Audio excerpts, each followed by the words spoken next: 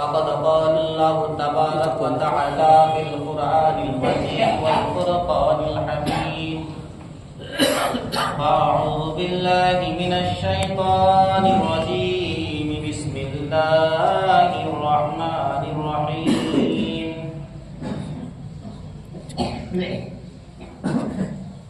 فمن يعمل مثقال ذرة خيرا يره ومن يعمل مثقال ذرة شرا يره صدق الله المولانا العظيم وصدق رسوله النبي الأمين المتين الكريم ونحن على ذلك من الشاكرين والشاكرين والحمد لله رب العالمين قال الله تعالى في شان حبيبه إن الله ملائكته يصلون على النبي يا أيها الذين آمنوا صلوا عليه وسلموا تسليما الصلاة والسلام عليك يا رسول الله الصلاة والسلام عليك يا حبيب الله الصلاة والسلام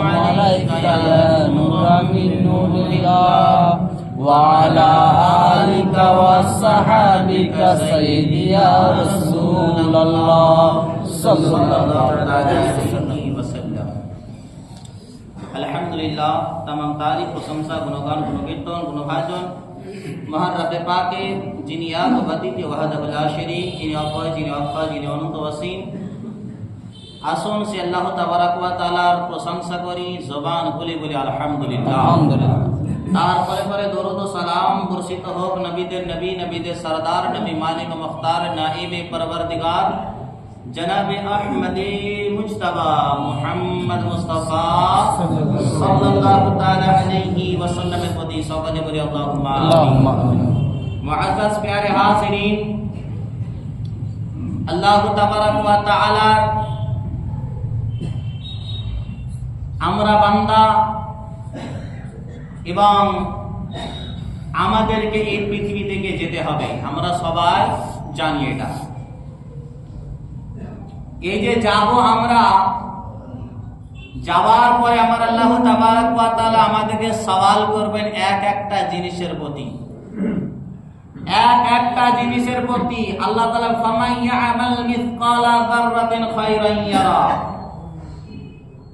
আল্লাহ তাবারাক ওয়া তাআলা অনুপরিমাণ যাররা বরাবর আপনি যদি ভালো করেছেন, সেদিন আল্লাহ তাবারাক ওয়া তাআলা ভালোর বদলা দেবেন।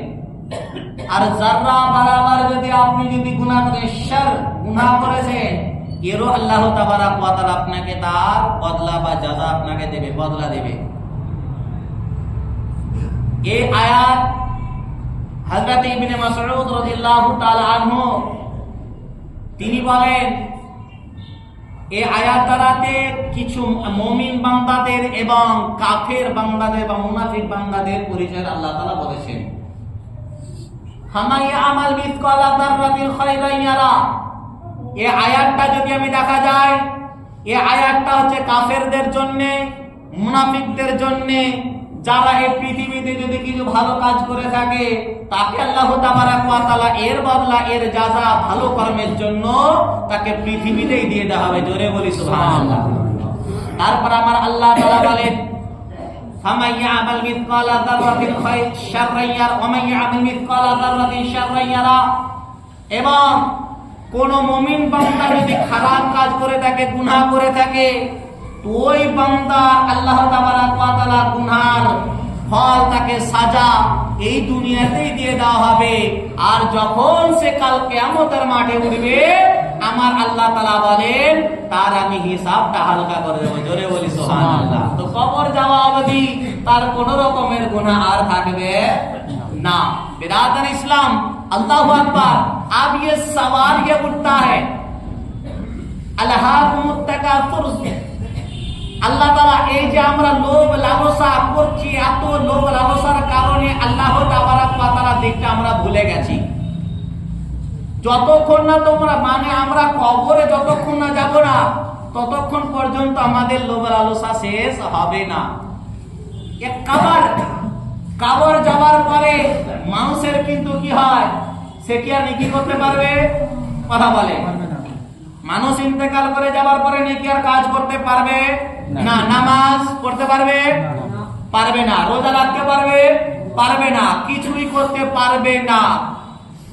যখন ওই জায়গায় আর পারার কিছু বিষয় থাকবে না, তাহলে ওপর থেকে তারা, আমরা যদি বান্দা যদি তাদের জন্য দোয়া করি, আমার নবী মুস্তাফা বলেন আল্লাহু আকবার কাবীরা, কি তোমরা ওই সমস্ত বান্দাদের জন্য যদি দোয়া করো, আমার নবী মুস্তাফা বলেন যে ওই সমস্ত মা বাপ সবচাইতে উত্তম, যে তার সলেহ, তার বাচ্চা যদি নেককার বাচ্চা যদি দুনিয়াতে রাখে, সে শুধু তার জন্য যদি দোয়া করে, আল্লাহ তাবারক ওয়া তাআলা ওই নেক সলেহ বাচ্চার কারণে মা বাপ যদি হাজার গুনাহগার যদি হয়, আল্লাহ তাআলা তার গুনাহকে maaf করে দেবেন। সুবহানাল্লাহ, জোরে বলুন সুবহানাল্লাহ। তো এই কবর জিয়ারত, আজকে অনুমান কবর জিয়ারত নিয়ে, এই নিয়ে বহুত সওয়াল ওঠে।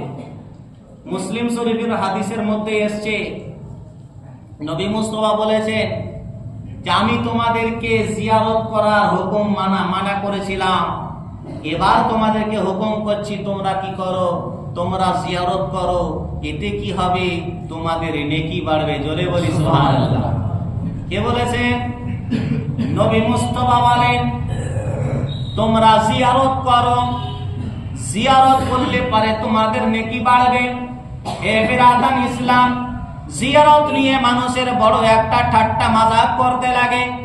বিরাদান ইসলাম, জিয়ারত করার সময় মুসলমানেরা কি পড়ে, আলেম ওলামারা কি পড়ে, ওই কবরে যাবার পরে, মাজারে যাবার পরে, নবী মুস্তাফার রওজা যাবার পরে মানুষ সেখানে অন্যান্য কিছু পড়ে না, বরং কুরআন শরীফের কোরআনের তেলাওয়াত করতে থাকে।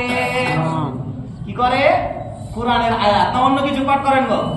হ্যাঁ, কোরআন পাঠ করা হয়। আচ্ছা আপনারা বলুন, এবার জিয়ারত করা যদি আমাদেরকে কেউ যদি তহমত লাগায়, জিয়ারত করা যাবে না, জিয়ারত হচ্ছে একটা নাজায়েজ কাজ যদি বলে দেওয়া হয়, তাহলে এই জিয়ারতের ভিতরে কোরআন শরীফ পাঠ করা হলো। আচ্ছা এবার আপনাদেরকে প্রশ্ন আমি দিই, জিয়ারত করতে গেলে কোরআন শরীফ পাঠ করি, আচ্ছা কোরআন শরীফ পাঠ করা জায়েজ না নাজায়েজ? হ্যাঁ, और ये सवाल उठता ही नहीं है कुरान जायज है ना जायज है, क्योंकि कुरान पढ़ना हर मोमिन के लिए जरूरी है। कुरान पढ़ले पारे আমার মহারাব্বের বাত বলতে আছেন, এক একটা কোরআনের হরফ যদি তোমরা যদি পড়ো, একটা হরফের কারণে ওই বান্দাদেরকে 10টা করে নেকি দেওয়া হবে। কটা করে নেকি? 10টা করে নেকি দেওয়া হবে। আল্লাহু আকবার কাবীরা। আসুন আসুন এই জিয়ারত সম্পর্কে একটা ঘটনা বলতে আসি। আল্লাহু আকবার কাবীরা। আমার নবী মুস্তাফার দিওয়ানা, আমার নবী মুস্তাফা নিজের পাক জবানে বলতে আছে, জিয়ারত যদি হারাম হতো আমার নবী মুস্তাফা নিজের কবরের কাছে আসতে মানা করতেন কিনা? কথা বলেন। জিয়ারত করা যদি নাজায়েজ কাজ হতো, নবী মুস্তাফা নিজের পাক জবান দ্বারাতে, যেই নবী মুস্তাফা জবান হিলিয়েছে তো পাথর মুঠির ভিতরে পাথর কলমা পড়তে শুরু করে দিয়েছে। নবী শুধু জবান হিলিয়েছেন তো মহারাব্বে পাক জানকে দু টুকরা করে দিয়েছে। ও নবী মুস্তাফা শুধু মুখের ইশারা করেছেন তো, একবার হাত তুলেছেন তো মহারাব্বে পাক পানি বর্ষণ শুরু করে দিয়েছে। ও নবী মুস্তাফার যে চাঁদ পর্যন্ত কোন কাফের ব্যক্তি পর্যন্ত নবী মুস্তাফাকে ঝুটা বলেননি। জোরে বলুন সুবহানাল্লাহ। নবী মুস্তাফার লাকাব কি ছিল? যখন নবী মুস্তাফা নবুয়তের এলান করেননি, কাফের পর্যন্ত নবীকে আল আমিন বলতো। জোরে বলি সুবহানাল্লাহ। হে বিরাদান ইসলাম, বদরের ময়দানে যুদ্ধে যাওয়ার সময় আল্লাহু আকবার কাবীরা আবু জেহেলকে কাছে ডেকে বলতে আছে, এই আবু জেহেল, নবীর সাথে তুমি ঝগড়া করতে যাবে, নবীকে তুমি মানতে পারো না। আচ্ছা সত্যি করে বলো, এ নবী কিনা তুমি বলো, তোমার মতটা কি আছে? আবু জেহেল ছিল 8000 বর্গ কিলোমিটারের ভিতরে সবচাইতে শিক্ষিত ব্যক্তি। আবু জেহেল যখন বলতেছে, ভাই রে শোনো শোনো, আমি জানি নবী হচ্ছে 1 নম্বরে সত্য ব্যক্তি, এই নবী যদি সত্য না হয় কোনো কিছু সত্য হতে পারে না। আবু জেহেল বলতে আছে। বদরের যুদ্ধে যাওয়ার আগে এক লিডার আর এক লিডারকে, মানে আবু জেহেলের সাথে আর এক লিডার জিজ্ঞাসা করছে, আচ্ছা আবু জেহেল, নবীর সাথে তো যুদ্ধ করবা, কারণ তুমি জানো নবী সত্য, এটা বারহাত, আর সত্য যেখানে থাকবে আল্লাহ তাআলা তাদের সাথ দেবে। জোরে বলি সুবহানাল্লাহ।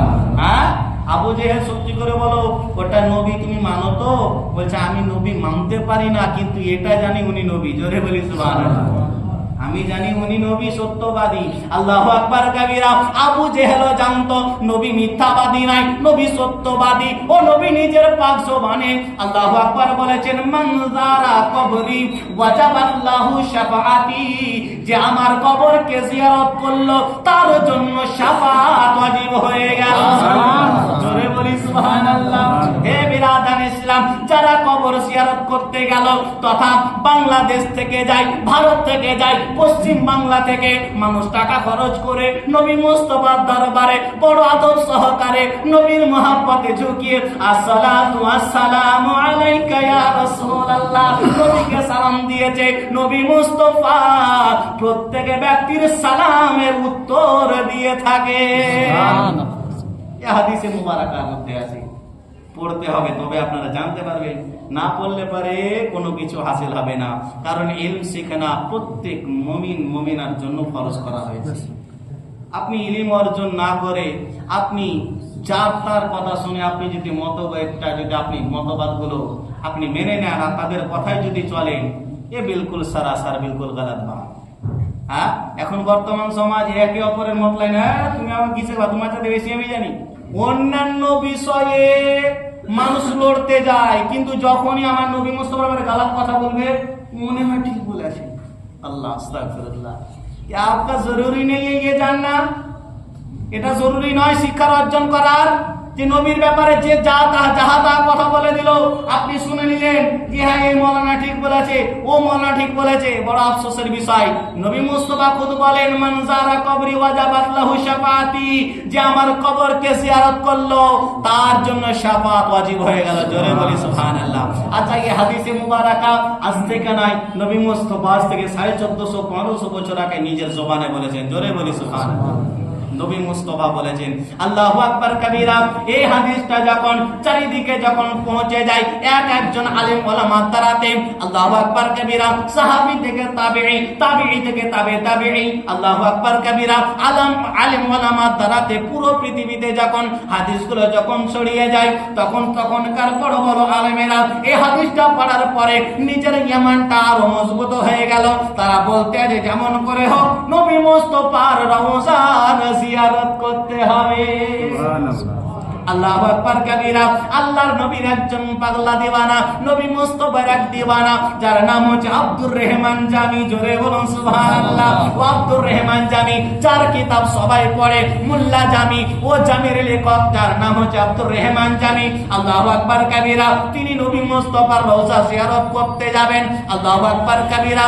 বিরাদান ইসলাম, সেই জামানার একটা বড় বাদশার নাম ছিল নুরউদ্দিন জঙ্গি আলাইহি রহমাত ওয়া রিদওয়ান। নুরউদ্দিন জঙ্গি এলান করে দিল, কে আছো যারা নবী মুস্তাফার রওজা জিয়ারত করতে যাবে, আজ আমি কি করব, মুলকে শাম থেকে এই রওনা দেব। যারা যারা মদিনায় হাজিরি দিতে চাও তারা আগামী দুদিন পরে আমরা বের হব, ততএব এতদিনের খানা তোমরা প্যাক করে নিও, যদি যাবার ইচ্ছুক হও। তো আব্দুর রহমান জামি, তিনি নবী মুস্তাফার দিওয়ানা, তিনি শুনেছেন তিনিও নবী মুস্তাফার রওজা যাওয়ার জন্য ছটফট করতেছেন। জোরে বলি সুবহানাল্লাহ। বিরাদান ইসলাম, দুদিন পার হয়েছে কিনা ফজরের নামাজ আদায় করলেন। জোরে বলি সুবহানাল্লাহ। বিরাদান ইসলাম, শুধু হজ করলে হয় না, আপনাকে নামাজও পড়তে হবে। জোরে বলি ঠিক কিনা? নামাজ আদায় করতে হবে। নামাজ না পড়লে পারে ইয়ে আমাল, ইয়ে যা কিছু সব বরবাদ, এ সমস্ত কিছু বরবাদ। বিরাদান ইসলাম, তো ফজরের নামাজ আদায় করলেন, এদিকে সবাই রওনা। আস্তে আস্তে যেতে যেতে যেতে যেতে যেতে রাস্তায় সন্ধ্যা হয়ে গেল। বাদশা হুকুম দিলেন, তোমরা দাঁড়িয়ে যাও। আল্লাহু আকবার কাবীরা। সবাই দাঁড়িয়ে গেল। বাদশা হুকুম দিলেন তোমরা তাবু কেড়ে দাও। তাবু কেড়ে দেওয়ার পরে সবাই খাবার দাবার খেয়ে নামাজ পড়ে নেওয়ার পরে সারা রাস্তা হেঁটেছে বলে আরাম করতে আছে। সবাই ঈশার নামাজ পড়ার পরে ঘুমিয়ে গেছেন। বাদশাও ঘুমিয়ে গেছেন। ঘুমা মাত্রই নবী মুস্তাফা বাদশার স্বপ্নে হাজির হয়ে যায়। আল্লাহু আকবার কাবীরা। নবী মুস্তাফা বলতে আছে, ও বাদশা নুরুদ্দিন, তোমার এই দলের ভিতরে, তোমার এই কাফেলার ভিতরে এক ব্যক্তি আছে যার নাম হচ্ছে আব্দুর রহমান জামি। সে যেন আমার মদিনাতে কোনো মতে না আসে। আল্লাহু আকবার কাবীরা।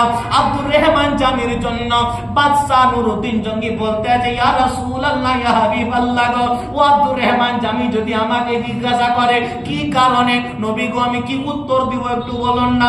নবী মুস্তাফা খামোশ হয়ে গেলেন, কোনো উত্তর দিলেন না। নবীর উপরে কোনো কথা বলা যাবে না। আল্লাহু আকবার কাবীরা।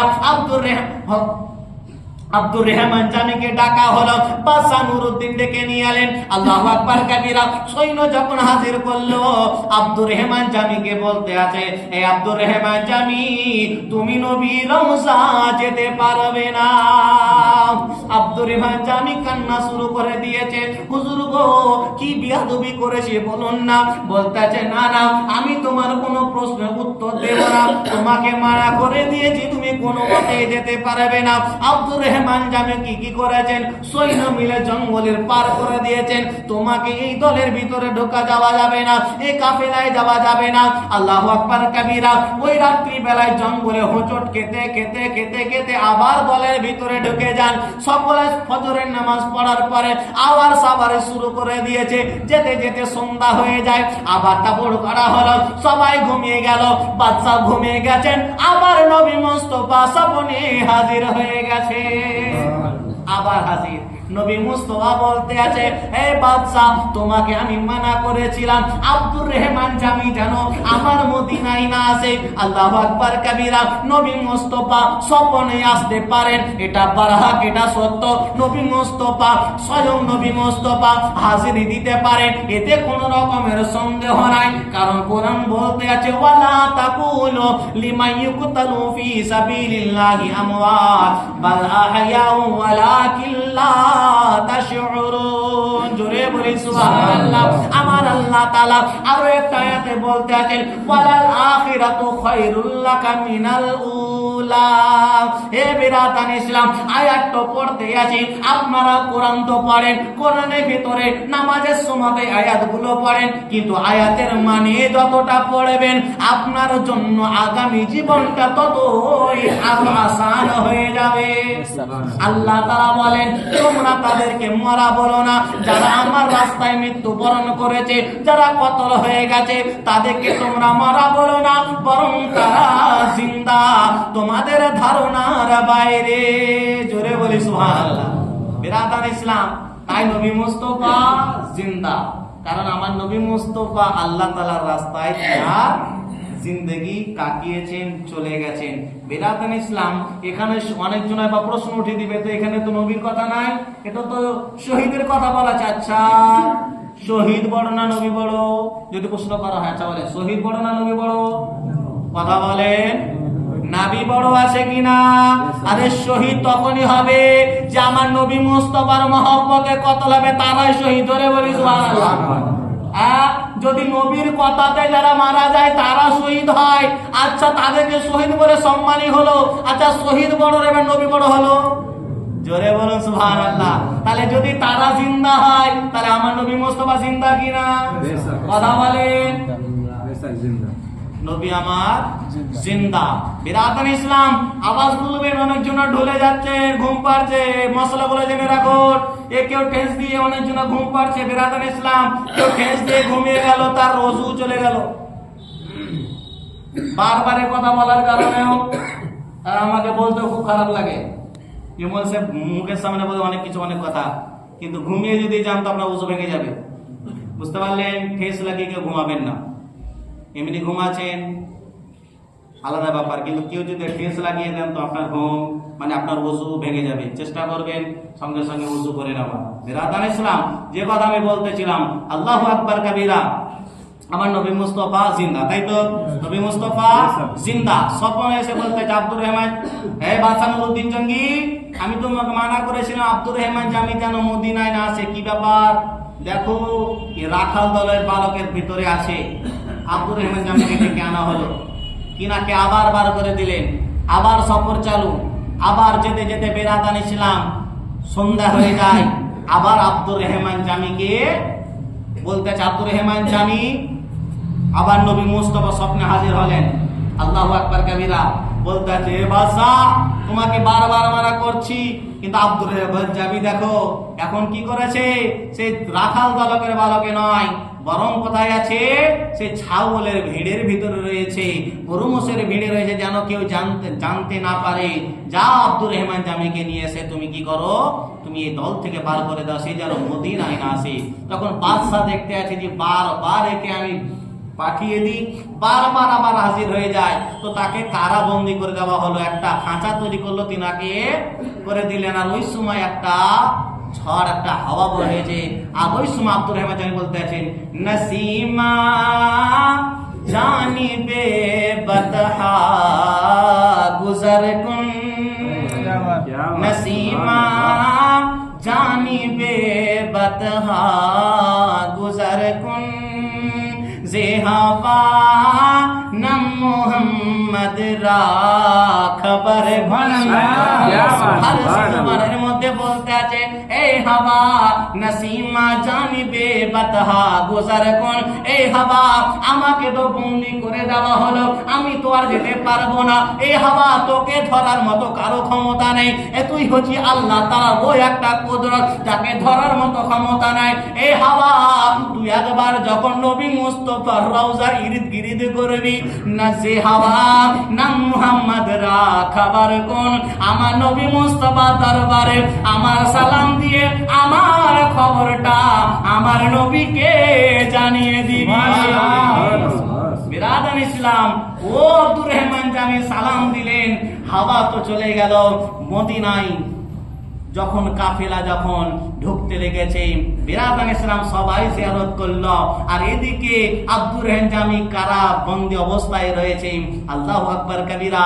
তখন বাদশা রাত্রে বেলা যখন ঘুমিয়েছেন, আমার নবী মুস্তফা হাজির হলেন। এদিকে বাদশা নুরুদ্দিন জঙ্গি আলাইহির রহমাত ওয়ারিদান বলতে আছে, ইয়া রাসূলুল্লাহ, ইয়া হাবিবাল্লাহ গো, বেয়াদবি মাফ করবেন, কিন্তু আমি একটা সওয়াল, সেই আজ 3 দিন ধরে আমি একটা সওয়াল আমার মনের ভিতরে চলতে আছে। নবী গো, আপনি আব্দুর রহমান জামিকে কেন আসতে মানা করলেন? আল্লাহু আকবার কবিরা। আমার নবী মুস্তফা বলতে আছে, এ বাদশা নুরুদ্দিন জঙ্গি, আমি নবী, আমি তার অন্তরের খবর জানি। জোরে বলি সুবহানাল্লাহ। সে অন্তরে কি পাক্কা করে খবর নিয়ে আসছিল আমি জানি।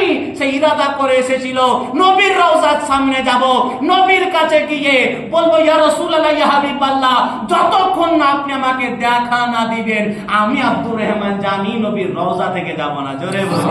আমি জানি আব্দুর রহমান জামি আশা নিয়ে এসেছিল, আর আমার আল্লাহ তাআলা নিজাম বদলে যাবে, যে কোন ব্যক্তি দুনিয়া থেকে যখন আল্লাহ আলামে বারজাকে চলে যায়, আবার যদি সেটা মানুষের সামনে আসে, আল্লাহ তাআলা নিজাম বদলে যাবে। তাই আমি কি করলাম? আমি তাকে আসতে মানা করেছি। জোরে বলি সুবহানাল্লাহ। এ বিরাদান ইসলাম, তো কবর জিয়ারত করাটা বহুত জরুরি বিষয়, বুঝতে পেরেছেন? নবী মুস্তফা যখন নিজে বলেছেন, মান যারা কবরি ওয়াজাবাত লাহু শাফাআতি, যে আমার কবরকে জিয়ারত করলো তার জন্য আমার শাফাআত ওয়াজিব। তাই অতএব চেষ্টা করবে যে সব মুমিন মুমিনা, মুসলিমিন মুসলিমাত যারা আমার নবীর ইশক মহব্বত রেখে নবীর রওজাতে যাবেন, নবী মুস্তফা অবশ্যই শাফাআত করেন। জোরে বলি সুবহানাল্লাহ। চেষ্টা করবেন উমরা, যিনাদের সামর্থ্য আছে, অনেক ব্যক্তির সামর্থ্য আছে হজ করে না, বড় আফসোসের বিষয়। সওয়াল তাদের উত্তর দিতে হবে, কারণ আমরা জানি ইসলামের স্তম্ভ আমরা 5টা বলি, তো 4টাই কলেমা বাদে মুসলমানের জন্যই তো এটা। তো 4টা স্তম্ভ, এক হচ্ছে নামাজ, রোজা, হজ, যাকাত। আপনার হজটাও একটা স্তম্ভ, ফরজ বিষয়। তো আপনার এখান থেকে কেউ বাদ যাবেন না। যদি আছে অনেকজনা উমরা করে আসেন, কিন্তু হজের উপযুক্ত ব্যক্তি সে যদি উমরা করে আসে, তার হজ হবে না বা উমরাও হবে না, বুঝতে পেরেছেন? সওয়াব পাবে, কিন্তু হজের ওই জিনিসটা বাকি থাকবে, ফরজ আদায় হবে না। অতএব জিনিসটা করবেন। আল্লাহ তাআলা যেন আমাদের সকলকে হজ নসিব করুন। সকলে বলি আল্লাহুম্মা আমিন। নবীর রওজা যেন জিয়ারত করার তৌফিক দান করেন। সকলে বলি আল্লাহুম্মা আমিন। ওয়া আখির দাওয়ানা